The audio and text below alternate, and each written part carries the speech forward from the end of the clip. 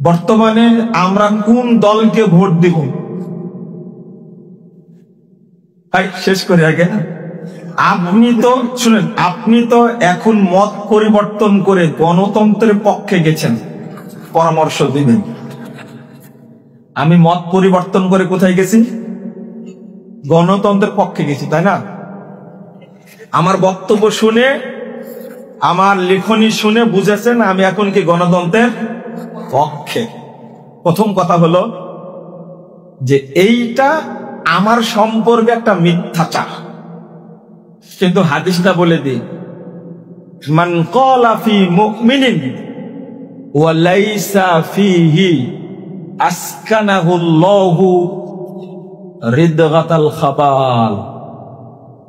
কোন মুমিন সম্পর্কে যদি কেউ এমন কথা বলে যেটা মুমিনের মধ্যে নাই, তাহলে ওই ব্যক্তিকে আল্লাহ রক্ত পুঁজ ঘামের উত্তপ্ত সাগরের মধ্যে অবস্থান করাবে।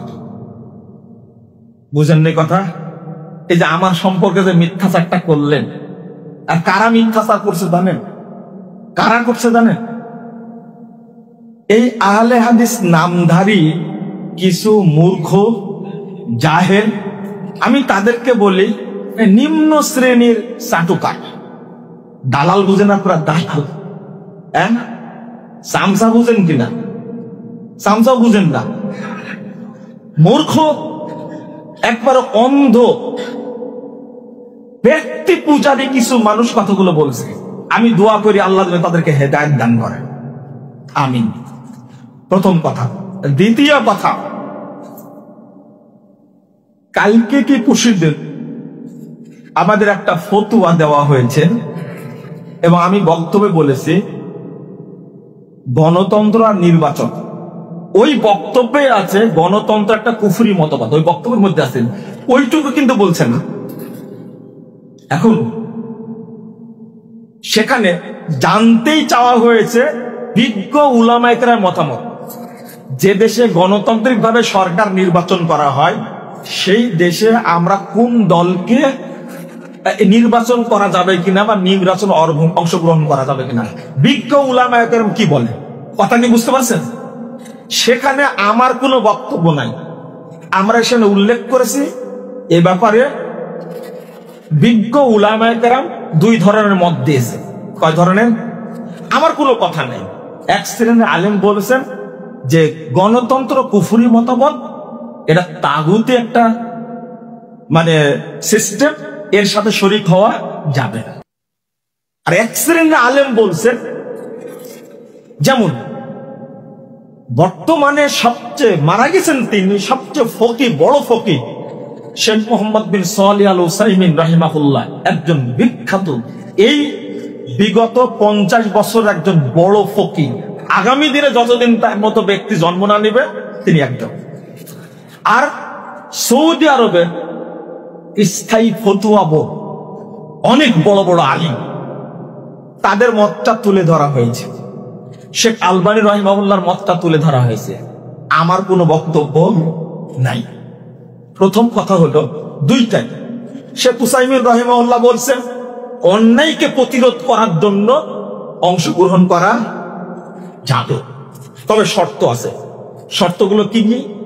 ফতোয়া লাজনা দায়েমা, সৌদি আরবের স্থায়ী ফতোয়া বোর্ড বলছে যারা ঘোষণা দিবে আমরা রাষ্ট্র ক্ষমতায় গিয়ে এই গণতন্ত্রকে উৎখাত করব, সংসদে গিয়ে এর বিরুদ্ধে আমরা দলিল পেশ করব, যারা বলবে আমরা খেলাফতি ধারায় শরীয়ত প্রতিষ্ঠা করব, তাদের জন্য জায়েজ অংশগ্রহণ করা। এই কথাগুলো একটাও আমার না, বুঝেন? একটাও আমার না, আমি শুধু আমরা অনুবাদ করে তুলে ধরেছি। আর আপনি আমাদেরকে বলে দিলেন, আমাকে বলে দিলেন আপনি গণতন্ত্রের পক্ষে। আপনার যে স্বভাব তাতে আপনাকে চিনি খুব ভালো করে। আমাদের যে স্বভাব, আমরা আমাদেরকে চিনি।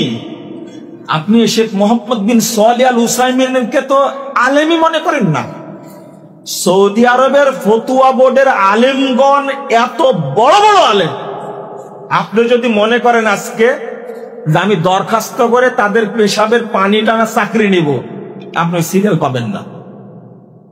আপনাকে বুঝতে হবে কথাগুলো কারা বলছেন।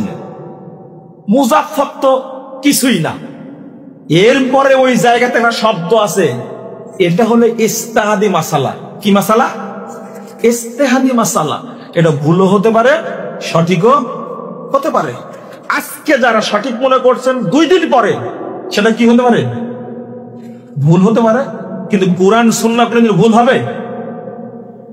আপনি আগে ভেবে দেখেন কথাটা কারা বলেছেন। শেষ কথা, বাংলাদেশে কোন দল আছে, এদিকে তাকান, কোন দল আছে যারা বলছে, ঘোষণা দিয়েছে, তাদের কোন ইস্তিহারে আছে যে এই গণতন্ত্র কুফরি মতবাদ, আমরা এই গণতন্ত্রকে উৎখাত করার জন্য নির্বাচনে যাব, বলেছে কেউ? 2, কেউ বলেছে আমরা শরীয়ত আইন চালু করব, বলেছে কেউ? কোন ইসলামী দল বলেছে? কোন ইসলামী দল বলেনি। শোনেন, বুঝে নাই কথা, কোন ইসলামী দল বলেনি। একটা বৃহৎ ইসলামী দল সাবেক আমির, তিনি তার বইয়ের মধ্যে লিখে গেছেন, যে দেশে যে মাযহাবে লোক সংখ্যা বেশি সেই মাযহাব অনুযায়ী এই দেশ পরিচালিত হবে। এটা কি ইসলাম হলো? এটা কি ইসলাম হলো? আর যদি পীর ফকিরেরা আসেন তাহলে কি করবে আপনি বলেন?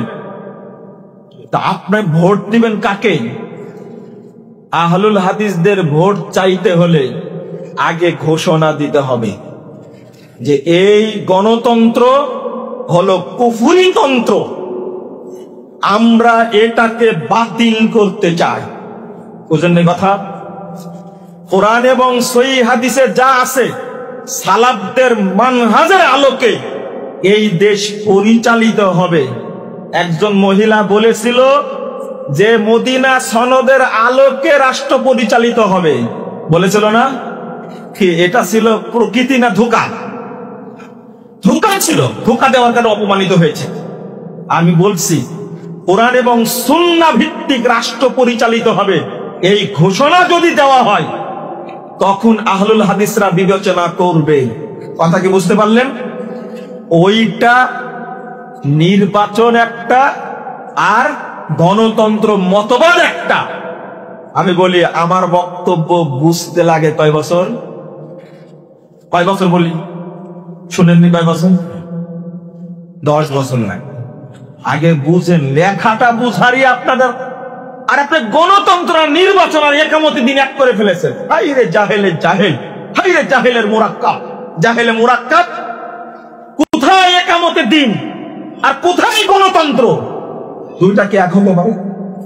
লা হাওলা ওয়ালা কুওয়াতা ইল্লা বিল্লাহ। আল্লাহ যেন আমাদের বোঝার তৌফিক দান করেন, আল্লাহ যেন বুঝার ঘেলু দান করেন, বোঝার ঘেলু দান করেন। আমি আর কথা বাড়াচ্ছি না, অনেক টাইম নিয়ে নিয়েছি, আমাকে মাফ করবেন আপনারা।